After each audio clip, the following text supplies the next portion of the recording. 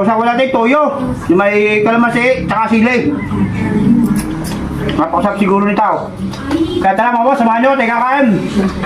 Wala tayong content ngayon, kaya tayo magmumukbang muna. At nga pala, siguro nga nyo ako nakita, wala siyang barero. O, tiyo, ang buko ni Pare Kadaor ay maputi na.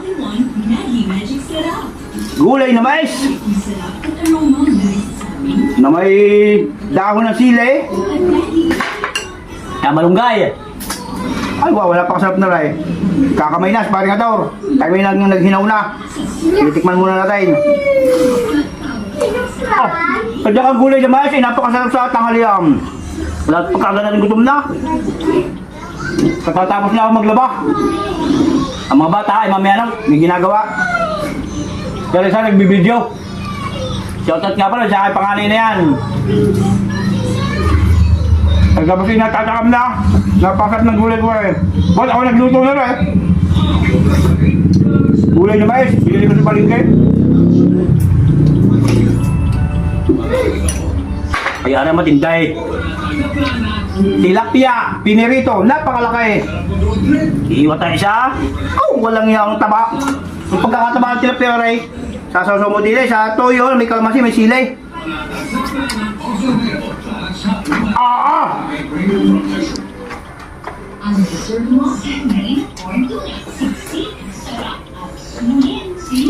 Napakasarap.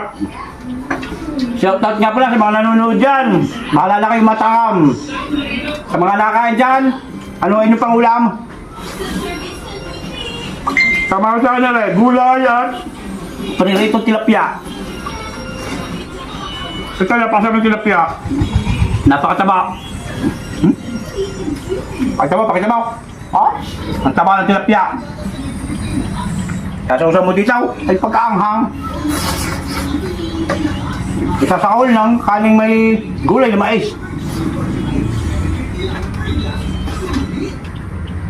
Aray, sigurado buskaw.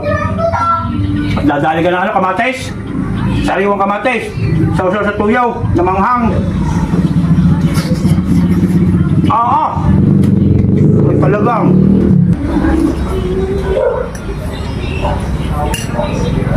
Kasap din nga ng gulay na mais. Ano yung paborito ninyo? At una ba yung paborito ko eh? Paborito na yung mga bata? Dalawang kilong gulay na mais. Iwawa. Pinritong tilapia. Mga bossing, salamat sa manunod. Bahala na kayo. Maraming salamat.